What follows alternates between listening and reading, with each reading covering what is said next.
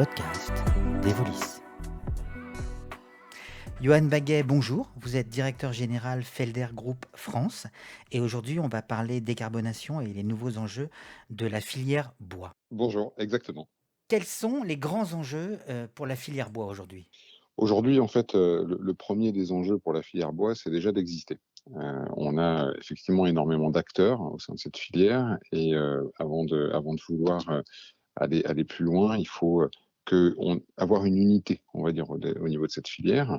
Donc il y a un premier enjeu, c'est exister comme dans toutes les filières, on va dire, pour exister, on a besoin de 2 éléments qui sont principaux aujourd'hui. Un 1er qui est la compétitivité.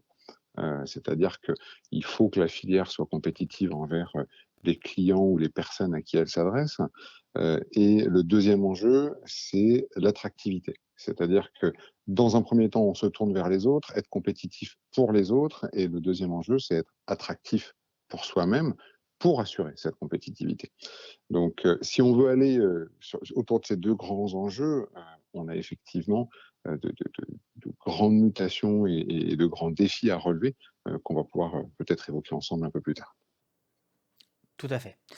Donc il y a donc un besoin d'adaptation, aussi bien pour les équipements que pour les hommes, que pour les entreprises. Comment vous voyez un petit peu les choses pour répondre à cette filière bois en quelque sorte? Foncièrement, en fait, on n'est plus du tout dans les mêmes concepts ou dans les concepts historiques. On est dans une filière qui est extrêmement dynamique, dans lequel on voit apparaître énormément de concepts de numérisation, de digitalisation, d'optimisation. On voit apparaître aussi, toute la notion de décarbonation, autour des matériaux, autour de la démarche, des démarches RSE et des besoins, de formation. C'est les grandes adaptations nécessaires aujourd'hui de notre filière pour pouvoir aller de l'avant. En quoi les pouvoirs publics peuvent être intéressants pour cette filière ou une importance? Pour épauler la filière, on a forcément besoin, de tout ce qui gravite autour de nous et forcément les pouvoirs publics sont un des acteurs qui peut être un acteur principal, soit par de l'incitation, on l'a déjà connu, hein, par le passé, de l'incitation financière à l'investissement pour les entreprises, qui font partie de cette filière ou sous d'autres aspects, des aspects, de formation. Encore une fois, hein, on a des grosses problématiques, d'attractivité de personnel. Il faut on se bat tous les jours pour rendre cette filière dynamique et sexy aux yeux, on va dire, des futurs collaborateurs. Si effectivement il y avait 2 axes à développer, c'est un premier sur la partie financement des équipements auprès des utilisateurs de la filière bois et un 2e aspect qui est la formation de l'ensemble des acteurs, que ça soit des employés de nos clients finaux ou des utilisateurs ou même, de nos employés à nous. Mmh. Parce que pour expliquer un peu ce qu'est la filière bois, bon, évidemment, c'est du bois, mais c'est surtout tout ce qu'il y a autour, c'est-à-dire aussi bien, l'extraction, si on peut dire, le traitement derrière, la transformation et après tout ce qui est, la manutention de ce bois-là. Donc ça regroupe énormément d'entreprises. Il faut nous faire un peu le tour de toutes les entreprises qui peuvent être, en lien avec cette filière bois? Oui, exactement. En fait, on n'est pas simplement unique, hein. On part d'un arbre et on arrive au final, à potentiellement un meuble ou un produit fini. Donc, il y a tout un schéma au milieu avec, différents intervenants, la partie première transformation, deuxième transformation, troisième transformation, le séchage, la finition. Donc il y a énormément d'intervenants et à chaque étape, on a aujourd'hui ce besoin sur cette filière d'aller chercher de l'optimisation, que ça soit sur la partie première transformation en forêt, sur le prélèvement, on va dire, à proprement parler des arbres, sur le traitement derrière en scierie, sur la transformation qui est notre cœur de métier à nous, Felder Group, que derrière sur les applications clients. Donc, toute la filière est en cours de transformation, d'optimisation, de digitalisation pour exister en France. C'est-à-dire que le risque qu'on a derrière tout ça, c'est finalement une perte de marché au profit d'autres pays. Si on veut faire en sorte que cette filière bois subsiste et existe en France, effectivement, on doit se transformer et elle est en cours de transformation depuis plusieurs années et on doit continuer tout ce qui est incitation, formation développement autour de notre Mmh. activité. Et si je me trompe pas, aujourd'hui, je pense que le gros enjeu, c'est aussi, la construction, avec du bois puisque le bilan carbone est bien meilleur que tout ce qu'il peut y avoir en béton aujourd'hui. Est-ce que c'est quelque chose de très important pour vous, cette mutation vers le bâtiment? Alors, c'est forcément quelque chose d'important. C'est-à-dire que, on attend beaucoup de cette construction bois. Pour les acteurs de la deuxième transformation, enfin pour les fabricants, de machines de la deuxième transformation comme nous, ça a un impact plus limité, j'ai envie de dire. Néanmoins, ça apporte quand même beaucoup de visibilité. C'est-à-dire que ça n'est pas pour nous un débouché.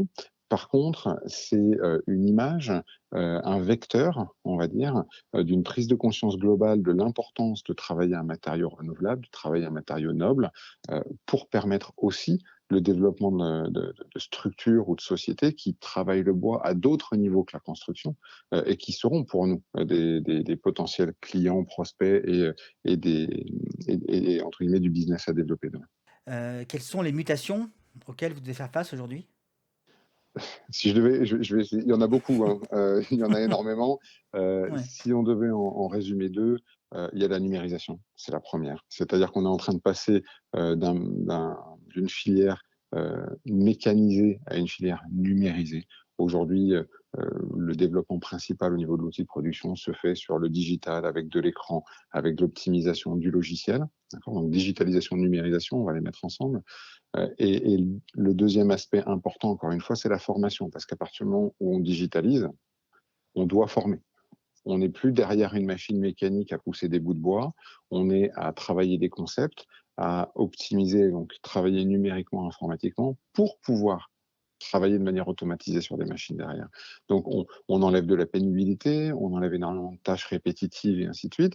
Par contre, pour pouvoir le faire, il faut que les employés qui, à l'époque, étaient sur ces postes-là, montent en compétences et se forment sur d'autres typologies de postes. Donc c'est les deux points principaux, en mon sens, c'est la digitalisation de l'outil de production et à côté, la formation des employés. Si on devait en mettre un troisième et qui apparaît depuis quelque temps, on entend beaucoup parler de RSE depuis quelques semaines, mois ou années. On y adosse la décarbonation, hein, c'est important. Aujourd'hui, cette filière, elle se doit d'être attractive. Elle a quand même une image, la filière bois, qui est assez vieillotte, collée un peu à l'industrie, et on doit rendre cette filière attractive. Et le fait qu'on soit sur un matériau noble, un matériau naturel, euh, par essence biosourcée, on fait déjà une filière qui peut être attractive pour les nouvelles générations. À nous aussi, dans cette filière, de trouver les outils qui nous permettent de tendre vers cette décarbonation et qui permet aussi d'attirer les nouvelles générations, parce qu'aujourd'hui, l'employé qu'on connaissait il y a 20 ans ou le collaborateur qu'on connaît aujourd'hui ou qu'on connaîtra demain n'ont pas les mêmes préoccupations, on va dire. Et cet aspect décarbonation, RSE, bilan écologique, fait partie intégrante on va dire, des questionnements quotidiens des nouveaux employés. Et ça, c'est d'ailleurs très bien, hein, c'est bien pour l'enjeu global planétaire, j'ai envie de dire. Mais voilà, aujourd'hui, c'est les 3 points qu'on doit vraiment accentuer dans le développement de cette filière. Alors, pas pourquoi la création d'un collectif, parce que le pourquoi, on l'a un petit peu, mais en quoi la création du collectif, va être intéressant pour cette filière?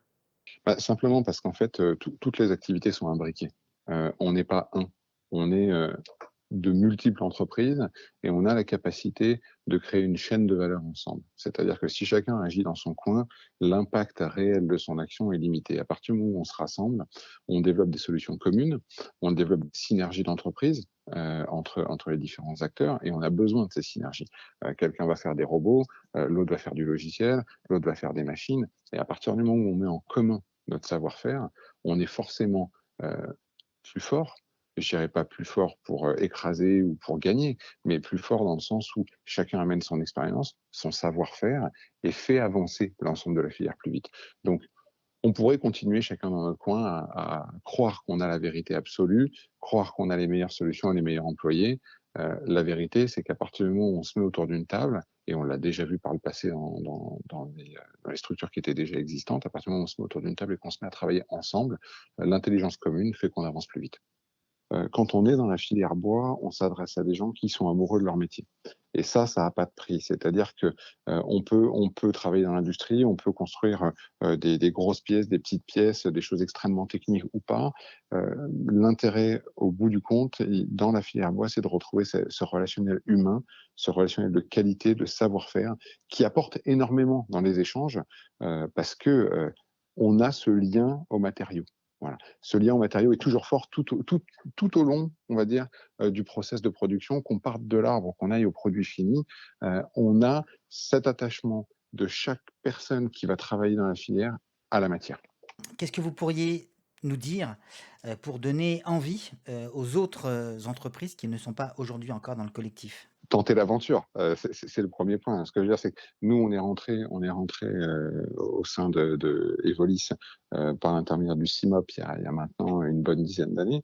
On a participé, on va dire, à la reconstruction de ce groupe bois, de ce collectif bois qui a aujourd'hui une nouvelle dynamique et une nouvelle dimension. En fait, j'ai envie de dire, le tester, c'est l'adopter. C'est-à-dire qu'il n'y a pas d'autre solution que de venir voir ce qui se passe, partager les idées, s'apercevoir qu'on a énormément de choses en commun et continuer l'aventure, pas chacun de son côté, mais tous ensemble. Mmh. Est-ce que vous pourriez dire que aujourd'hui, ce collectif sur la filière bois, est incontournable? Ah, le collectif aujourd'hui est clairement quelque chose qui va devenir incontournable sur le marché. On a besoin de se rassembler, on a besoin de communiquer et on a besoin d'avancer ensemble. Et tous les acteurs en sont conscients. Peut-être que chacun ne le voit pas encore à son niveau, mais au moment où ils mettent un pied dans le collectif, ils s'en rendront compte. Très bien, bah c'est très bien, c'est parfait. Merci beaucoup, Johan, de cette intervention Pas de souci, et avec puis, plaisir. à bientôt sur le collectif alors. À très bientôt. Merci, au revoir. C'était les podcasts d'Evolis.